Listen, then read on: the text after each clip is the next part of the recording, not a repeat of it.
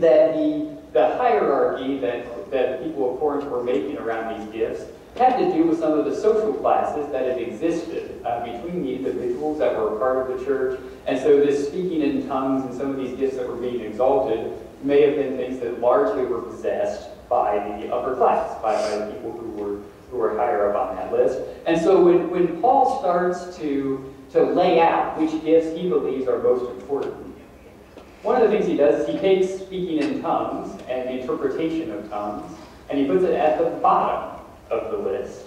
And he's not really doing that to create a new hierarchy. He's doing it just to flip the roles. You know, it's not about, oh, see, that was the least important. He's really just doing it to switch the levels that people are on.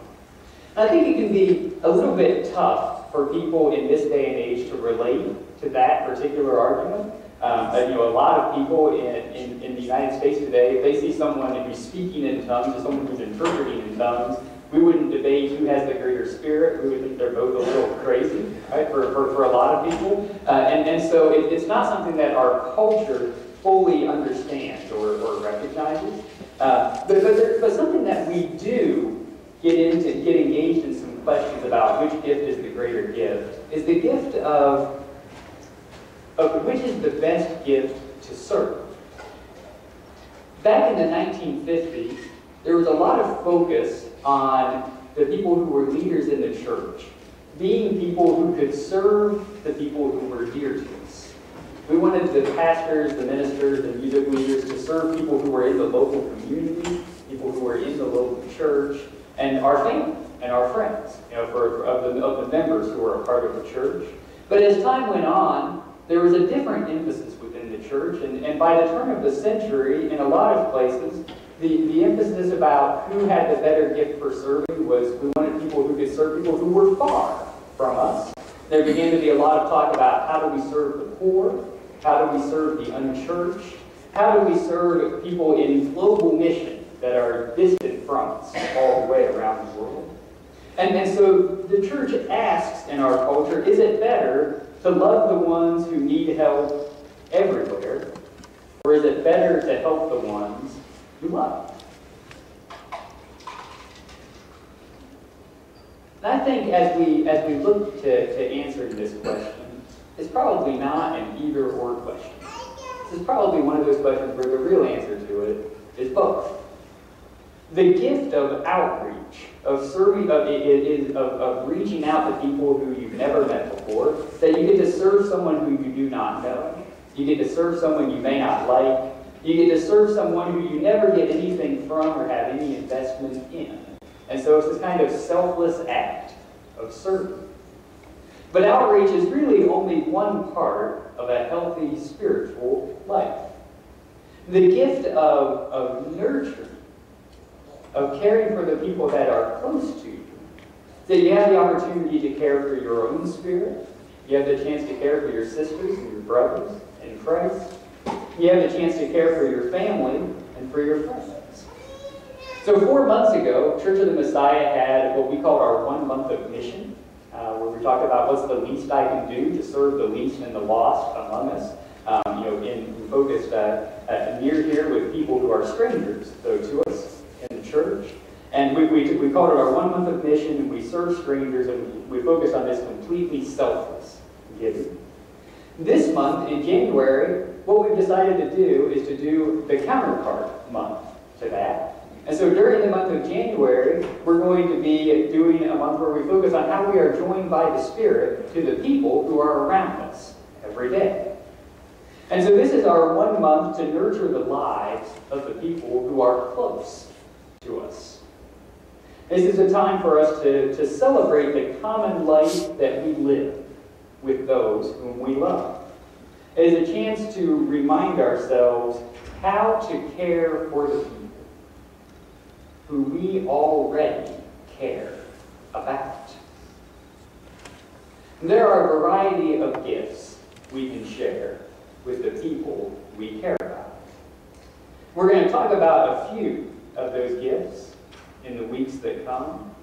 And we're going to start this Sunday by talking about the gift, not of how to speak in tongues, not how to understand or interpret tongues, but how to understand common English, a language that we already know when it's spoken by someone who we care about. One gift that we can give to people is to listen to them. A lot of people have a hard time hearing what's going on in other people's lives. Amen? In Russia, when I traveled to Russia a few years ago, one of the things that we noticed is if you ask someone on the street, the translator, how are you? They would tell you how they are. They would say, my knee's aching, and my brother died, and, I had this bad experience, and, you'd be standing there for 15 minutes listening to how they're doing. Whereas in the United States, when you ask someone how they're doing, the answer is, fine. And, here in our culture, a lot of times people don't want to talk about how they're doing, and we don't want to hear how they're doing when we ask those kinds of questions. But one gift that we can give to the people we love is to listen to them. It is a gift to listen. It is a gift to have ears to hear. It is a gift to ask someone how they are doing and to genuinely pay attention to the answer. Now, it can be, I think for me personally, I struggle with this sometimes. By the time I work, by the time I take care of the kids, by the time I go through all the busyness of the day, it seems like there are times where I just don't get on the phone and call somebody and ask them how they're doing and wait to hear what's going on. In fact, it seems like every time I call some of the people who I know in my life, I'm calling them not to ask how they're doing, but I'm calling them because I want something from them. I have a favor that I have to ask. And two of the people that I end up doing this a lot with are the people who I refer to as my two mothers. One of them is my mom. And she lives about 25 minutes away, and she helps watch the kids for various things. And sometimes I catch myself. I call her on the phone, and I'll ask her how she's doing, but I'm not really calling her to ask her how she's doing. I'm calling her to see if she can come up and watch the kids or do something like that. And then I have my other mother, who is a lady who lives in Bluffton, Ohio, with the church where I was before I came here. And we call her my mom, not because she's my mom, but because she's a grandmother to my kids. And so she kind of took on my kids as a surrogate grandmother and cared for them a lot. And sometimes she'll even come down here and we'll watch the kids and do various things. And I found that over time, I'm not always that good about keeping in touch with my two mothers, just to talk to them to see how they are.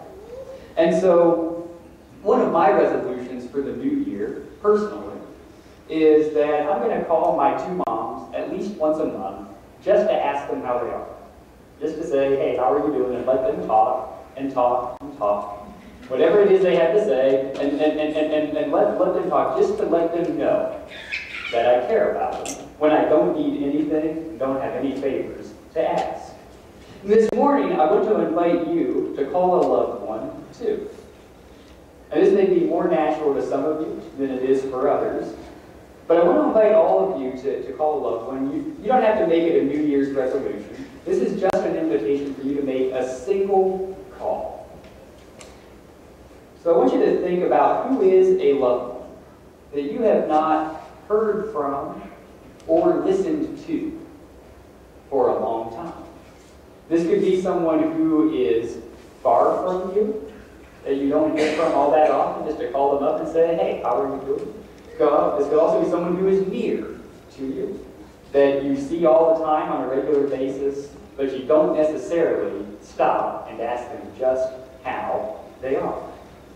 So today I want to invite you sometime today, sometime this week, before you come back next Sunday, to pick up the phone, call a loved one, you know who the person is that you should call, ask them how they're doing, and to just listen. Instead of calling them just when you need something, call just to hear. And as you do that, may you let the Lord turn you in to a listening ear for that person who you love. So this time, I'd like you to stand as we sing the song that will be our anthem as we go through this 1 month to care for people.